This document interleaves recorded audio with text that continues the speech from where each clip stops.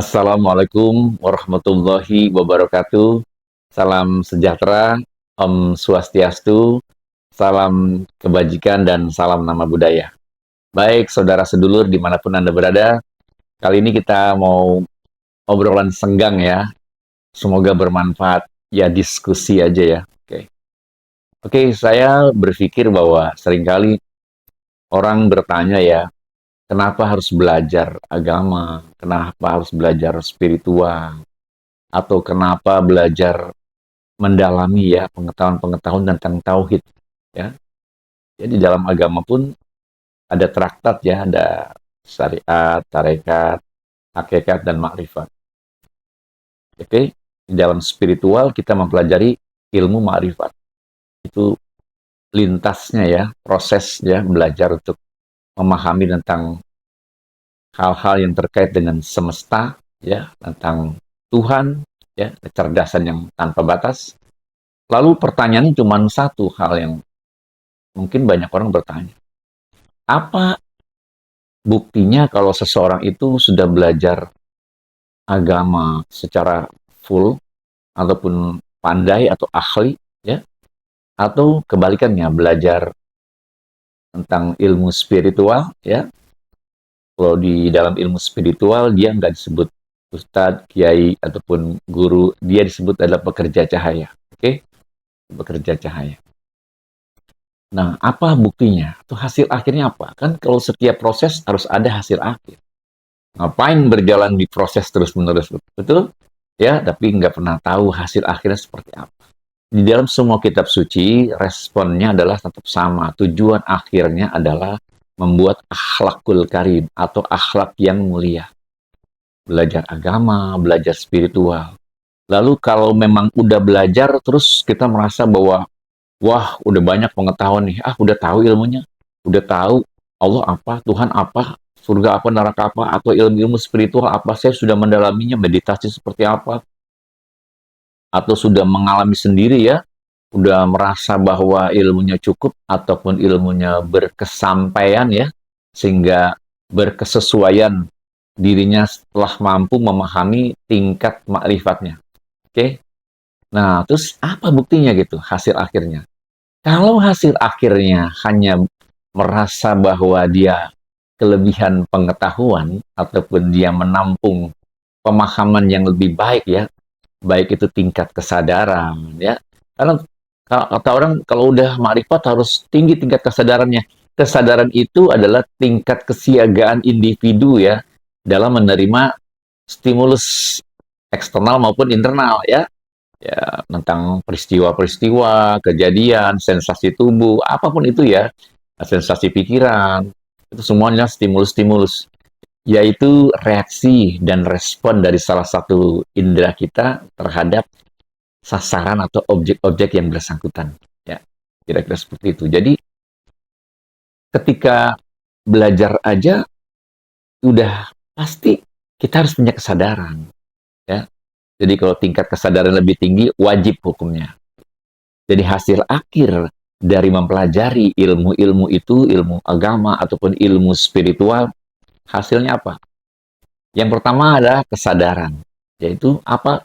Kesadaran dalam melihat, bisa mengkalkulasi, bisa meredam apa yang dilihatnya, bisa mendengar. Dari semua panca indera kita ini mengandung kesadaran-kesadaran tertentu ya, sehingga itu merupakan satu hal yang harus diposisikan dengan baik sehingga berjalan sesuai dengan alurnya yang disebut dengan kebaikan. Jadi kesadaran itu adalah tingkat proses menuju kebaikan. Jadi kalau selama dia nggak baik, ya dia nggak sadar, atau nggak ngeh, atau nggak waras. Oke? Atau sedang mabuk, di luar fitrahnya. Seperti itu kira-kira. Dengan kata lain, kita mampu menggunakan panca indera kita ini, ya, untuk melakukan semua hal-hal yang menjauhkan daripada hal-hal negatif atau keburukan. Karena di dalam ilmu tauhid ya, dia mengajarkan buta, tuli, dan bisu ya. Kenapa? Ketika melihat kekurangan orang lain, kita harus menutup mata ya. Tidak ingin mendengar, tidak ingin mengungkapkan keburukan-keburukan aib orang lain ya. Sehingga kita sudah menjadi buta, tuli untuk hal-hal yang positif. Sedangkan dalam ilmu tasawuf mengajarkan kepekaan terhadap kesulitan atau kesusahan orang lain. Ya. Jadi hasil akhirnya apa, saudara? Kesadarannya dapat ditata, ya. Yang kedua adalah welas asih, ya, punya cinta, punya kasih sayang, ya. Mau memperhatikan orang lain, mau memperhatikan makhluk lain, karena itu sifat-sifat dari Yang Maha Kuasa, sifatnya dari Allah Subhanahu wa taala sendiri. Jadi kalau kita sebagai mandataris Tuhan, sebagai wakil Tuhan, kita harus mempunyai sifat yang sama seperti Tuhan, juga bisa mengasihi orang-orang lain, ya. Semua sesama selama dalam kehidupan ini Anda rasakan, Anda alami, sehingga Anda mengalami cinta yang bisa menyebar, ya, pada setiap orang, setiap makhluk lain, ya, selain diri Anda sendiri. Dan yang ketiga adalah punya sifat kepekaan, ya. Jadi kalau peka itu artinya nggak usah disuruh, ya. Dia udah ngerasa sendiri. Ketika Anda mempunyai kepekaan tentang kesusahan orang lain, seringkali orang merasa bahwa ketika menolong orang lain ada batasnya, katanya. Wah, salah ya. Banyak ya orang yang mampu memberikan sumbang dari hari ke hari, minggu ke minggu, bulan ke bulan, tahun ke tahun. Dan dia nggak merasa itu membuat dia menjadi miskin. Dan dia tidak merasa itu membuat hal-hal yang mengganggu dalam kehidupannya. Bukanlah sesuatu hal yang harus dijauhkan. Dan dia merasa bosan. Oh, tidak sama sekali, saudara. Ya. Kalau saudara bisa memberi, bahwa saudara sudah dipilih oleh Tuhan sebagai orang yang mampu mewakili sifat-sifatnya Tuhan. Ya. Jadi kalau orang punya kepekaan, itu sudah juara, udah tingkat tinggi. Ya.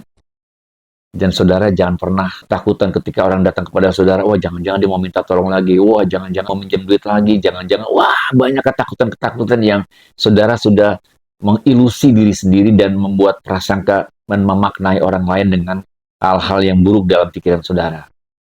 Ya. Jangan pernah Anda takut miskin karena memberi. Ya. Jangan pernah bosan berbuat kebaikan, oke? Karena memberi bukanlah kehilangan.